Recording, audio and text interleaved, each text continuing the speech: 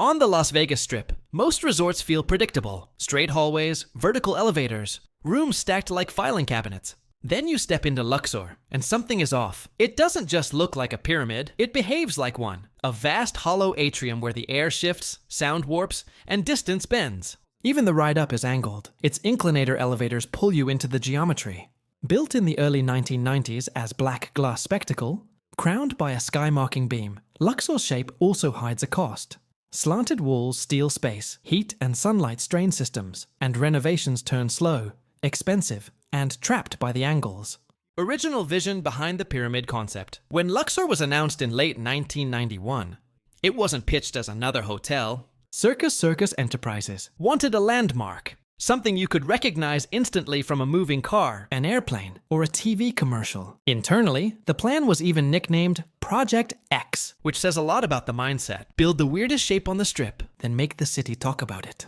The early 1990s Strip was in a family attraction arms race, and Luxor's concept was pure spectacle. The resort opened in October 1993 as a 30-story black glass pyramid with an enormous hollow atrium inside, wrapped in an Egyptian fantasy that extended well beyond decor. The theme wasn't an afterthought. Egyptologists were consulted during development to help inform aspects of the Egyptian theme, while members of the interior design team conducted research trips to Egypt to study the atmosphere they wanted to imitate. Luxor's opening package leaned hard into destination experience. The property debuted with big, kinetic attractions, like the paid indoor Nile, river ride, and a water and laser show on the front lake meant to keep guests entertained, even if they weren't gambling. And above it all, the sky beam was engineered as a permanent signature. A high-intensity light system concentrated into a single column. That would turn the building into a nightly beacon. But that original vision had a built-in trap. When you choose a pyramid, you're choosing a building that's all identity, an exterior statement first, and everything else second. Some critics and later observers have argued that the pyramid form created interior design and operational constraints that made it harder for the inside to fully match the ambition of the exterior. From the outside, Luxor Las Vegas reads like a clean geometric stunt. Inside, the geometry starts dictating how you live in the building. Unlike a conventional hotel tower, where rooms stack like boxes, Luxor's original guest rooms were built into the pyramid itself. They line the interior walls, and the walkways outside the doors overlook the central atrium. That layout is part of the show. You don't just stay in Luxor, you look down into it every time you leave your room. But it also means the rooms inherit the pyramid's slope. The walls don't meet the floor at the angles most furniture, bathrooms, and building systems are designed for. The most famous example is the elevator ride. Luxor doesn't rely only on straight vertical shafts in the pyramid. Instead, it uses inclinators, elevators that travel diagonally along the pyramid sides. Public-facing materials and records describe them climbing at a 39-degree angle, a detail that's become part of the property's identity. That diagonal system solves a basic problem. In a pyramid, a traditional elevator core doesn't naturally sit in the middle of the building the way it does in a rectangular tower. But it creates a different kind of guest experience. The sensation is subtly disorienting. Your body expects up, yet your eyes watch the walls sliding past at a slant. It feels more like being pulled along the side of a structure than being lifted through one. And behind the scenes, that same slant shows up everywhere. Room layouts lose clean corners. Maintenance access becomes less straightforward. Even simple renovations, moving a wall, reconfiguring a bathroom, rerouting ductwork, start with a question most hotels never have to ask. How do you build square systems inside a shape that refuses to be square? Luxor's pyramid isn't just a shape, it's a climate machine. The building's signature move is that massive, hollow atrium, commonly cited as containing about 29 million cubic feet of open air inside a glass and steel shell. That kind of volume is visually stunning. But it also means the inside behaves partly like an outdoor space. Researchers who study atrium buildings note the same recurring problem. Huge interior volumes are difficult and energy intensive to condition to normal comfort expectations, unless the design is extremely strategic about solar gain, heat removal, and air movement. Luxor chose one of the most extreme versions of an atrium possible, on one of the hottest urban corridors in America. Then there's the sun. Vegas light hits that dark exterior all day, and anything made of glass and metal will happily soak up heat. The most dramatic example sits at the very top. The Sky Beam's lamp room. Reporting and publicly available descriptions note that the original beam system was produced by 39 xenon lamps, each rated at 7,000 watts, and that the lamp room can reach around 300 degrees while the system is operating. In other words, one of Luxor's most famous branding features is also a concentrated heat source that has to be actively managed as part of daily operations. And the engineering headaches aren't limited to comfort. They're also about safety. A giant atrium changes how smoke moves in a fire. Case studies and trade guidance discussing. Luxor's approach describe a specialized smoke control strategy that uses large exhaust fans to direct smoke upward and out of the atrium rather than letting it spread along balconies and walkways.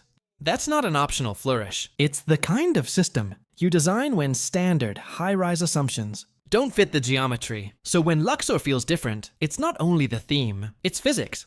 A vast internal void, intense desert sun, and a building form that forces engineers to manage heat, airflow, and smoke movement in ways a typical rectangular tower rarely does. Why renovations are harder inside a pyramid. Most hotels renovate by working floor by floor in a straight stack. Identical corridors, identical room shells. Predictable plumbing, wet walls, vertical shafts that carry air, water, and power.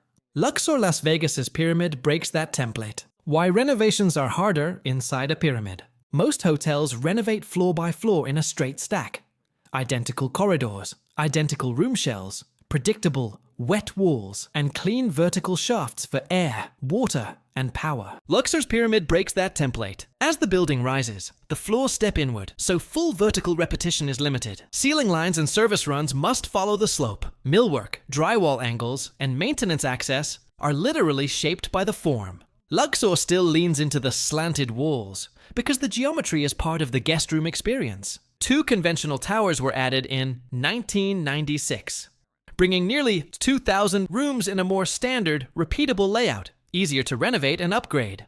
Even with major room updates reported in 2021, the constraint remains. You can modernize finishes, but you can't remodel a pyramid into a rectangle. Guest comfort issues. Most reviews don't explain. Start with light. Dark tinted exterior glass plus interior finishes can make pyramid rooms feel dim, even with large slanted windows. Then there's the slant factor. Walls and glass aren't where your brain expects them, so the layout can feel subtly off. The vertical experience is different too. Luxor's inclinators travel diagonally at a 39-degree bow angle. For some, it's a novelty. For others, it can trigger motion sensitivity or disorientation, especially beside a massive atrium framed by inward-leaning walls. That's the low-level friction. The design isn't neutral, so it changes how people perceive space. Operational inefficiencies versus modern towers. Towers bake efficiency into the shape. Repeatable stacks, predictable housekeeping routes, and back-of-house corridors that mirror guest floors. The pyramid's shifting floor plates around a giant atrium void force tailored solutions. Service routes and support layouts designed around angles instead of standardized repetition. Iconic outside, more complex behind the scenes. Why the design limits, future upgrades, and the myths it creates.